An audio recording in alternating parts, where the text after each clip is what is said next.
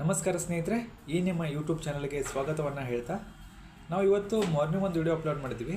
ಅದರಲ್ಲಿ 18ನೇ ತಾರೀಕು ಮುಖ್ಯಮಂತ್ರಿಗಳ ಕಾರ್ಯದರ್ಶಿ ಅಥವಾ ಮುಖ್ಯಮಂತ್ರಿಗಳ ಕಾರ್ಯದರ್ಶಿಯನ್ನು ಒಳಗೊಂಡ ಒಂದು ಇತರ ಸದಸ್ಯರು ಮುಖ್ಯ ಸೆಕ್ರೆಟರಿಗಳ ಒಂದು ನೇತೃತ್ವದಲ್ಲಿ ಏನು ಸಭೆ ನಡೀತಾ ಇದೆ, KS ಪ್ರಶ್ನೆ ಪತ್ರಿಕೆಯ ಕುರಿತು ಲೋಪದೋಷಗಳ ಚರ್ಚೆ ಏನು ಆಗಬೇಕು, ನಂತರ ಮರುಪರೀಕ್ಷೆ ಆಗಬೇಕು ಅಥವಾ ರೀನೋಟಿಫಿಕೇಷನ್ ಆಗಬೇಕು ಅನ್ನೋದ್ರ ಬಗ್ಗೆ ಏನು ಚರ್ಚೆ ಇವತ್ತು ಆಗ್ತಾಯಿತ್ತು.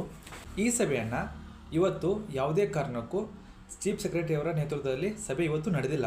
ಯಾಕಂತಂದರೆ ಆಲ್ರೆಡಿ ಎಲ್ಲ ಟೆಲಿಗ್ರಾಮ್ ಗ್ರೂಪಲ್ಲಿ ಒಂದಿಷ್ಟು ಜನ ನನಗೆಲ್ಲ ಕಮೆಂಟ್ ಹಾಕ್ತಿರೋ ಪ್ರಕಾರ, ನಾನು ನೋಡಿದ ಪ್ರಕಾರ ಎಲ್ಲರೂ ಅಷ್ಟು ರೇಷೋ ಬಿಡ್ತಾರೆ, 1.15 ಬಿಡ್ತಾರೆ, ಈ ಥರ ತಮಗೆ ಅನಿಸಿಕೆಗಳನ್ನು ವ್ಯಕ್ತಪಡಿಸ್ತಾ ಇದ್ದಾರೆ. ಎಷ್ಟೋ ಗ್ರೂಪ್ಗಳಲ್ಲಿ ಈ ರೀತಿ ನೆಗೆಟಿವ್ ಕಮೆಂಟ್ಸ್ ಹಾಗೂ ಇನ್ನುಳಿದ ಏನು ಸುದ್ದಿ ಹರಿದಾಡ್ತಾ ಇದೆ, ಆ ಸುದ್ದಿ ಬಗ್ಗೆ ಯಾರು ಕೂಡ KS ಅಭ್ಯರ್ಥಿಗಳು ತಲೆ ಕೆಡಿಸ್ಕೊಳ್ಬೇಕಾದಂಥ ಒಂದು ಸಂದರ್ಭ ಯಾವುದೇ ಕಾರಣಕ್ಕೂ ತಾವು ತಗೋಬಾರ್ದು. ಯಾಕಪ್ಪ ಅಂತಂದರೆ ಗೆಜೆಟೆಡ್ ಪ್ರೊಬೇಷನರಿ 384 ಹುದ್ದೆಗಳ ನೇಮಕಾತಿಗೆ ನಡೆದ ಪೂರ್ವಭಾವಿ ಮರುಪರೀಕ್ಷೆಯಲ್ಲೂ ಭಾಷಾಂತರ ಗೊಂದಲ ಸೇರಿದಂತೆ KPSCಗೆ ಸಂಬಂಧಿಸಿದ ವಿಷಯಗಳ ಕುರಿತು ಚರ್ಚಿಸಲು ಮುಖ್ಯ ಕಾರ್ಯದರ್ಶಿ ಶಾಲಿನಿ ರಜನೀಶ್ ಅಧ್ಯಕ್ಷತೆಯಲ್ಲಿ ಶನಿವಾರ ಅಂದರೆ ಇವತ್ತು ಜನವರಿ 18 ಆಯೋಜಿಸಿದ್ದ ಸಭೆಯನ್ನು ಜನವರಿ 27ಕ್ಕೆ ಮುಂದೂಡಲಾಗಿದೆ.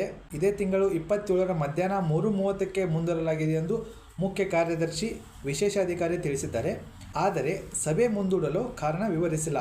KPSC ಕಾರ್ಯದರ್ಶಿ ರಜೆಯಲ್ಲಿ ತೆರಳಿರುವುದರಿಂದ ಸಭೆ ಮುಂದೂಡಲಾಗಿದೆ ಎಂದು ಗೊತ್ತಾಗಿದೆ. ಮುಖ್ಯಮಂತ್ರಿಗಳ ಹೆಚ್ಚುವರಿ ಕಾರ್ಯದರ್ಶಿ LK ಅತೀಕ್, DPR ಕಾರ್ಯದರ್ಶಿ ಮತ್ತು ಆಡಳಿತ ವಿಭಾಗದ ಕಾರ್ಯದರ್ಶಿ, ಕನ್ನಡ ಮತ್ತು ಸಂಸ್ಕೃತಿ ಇಲಾಖೆ ಕಾರ್ಯದರ್ಶಿ ಮತ್ತು ನಿರ್ದೇಶಕರನ್ನು ಸಭೆಗೆ ಆಹ್ವಾನಿಸಲಾಗಿದ್ದು, ಅಗತ್ಯ ಮಾಹಿತಿ ಜೊತೆಗೆ ಸಭೆಗೆ ಹಾಜರಾಗಬೇಕು, ಸಭೆಗೆ ಮೊದಲೇ ಟಿಪ್ಪಣಿಯೊಂದನ್ನು ಮುಖ್ಯ ಕಾರ್ಯದರ್ಶಿಗೆ ನೀಡಬೇಕು ಎಂದು ಸಭಾ ಸೂಚನಾ ಪತ್ರದಲ್ಲಿ ತಿಳಿಸಲಾಗಿದೆ. ಈ ಹುದ್ದೆಗಳಿಗೆ ಆಗಸ್ಟ್ 27ರಂದು ನಡೆದಿದ್ದ ಪೂರ್ವಭಾವಿ ಪರೀಕ್ಷೆ ಪ್ರಶ್ನೆ ಪತ್ರಿಕೆಯಲ್ಲಿ ಭಾಷಾಂತರ ತಪ್ಪುಗಳು ಕಂಡುಬಂದ ಕಾರಣ ಡಿಸೆಂಬರ್ 29ರಂದು ಮರುಪರೀಕ್ಷೆ ನಡೆಸಲಾಗಿತ್ತು. ಮರುಪರೀಕ್ಷೆಯಲ್ಲೂ ಸಾಕಷ್ಟು ಲೋಪಗಳಾಗಿದ್ದವು. ಕೆಲ ಕೇಂದ್ರಗಳಲ್ಲಿ ಅಭ್ಯರ್ಥಿಗಳ ನೋಂದಣಿ ಸಂಖ್ಯೆ ಮತ್ತು OMR ಶೀಟ್ನಲ್ಲಿದ್ದ ಸಂಖ್ಯೆ ತಾಳೆಯಾಗದೆ ಗೊಂದಲ ಮೂಡಿತ್ತು.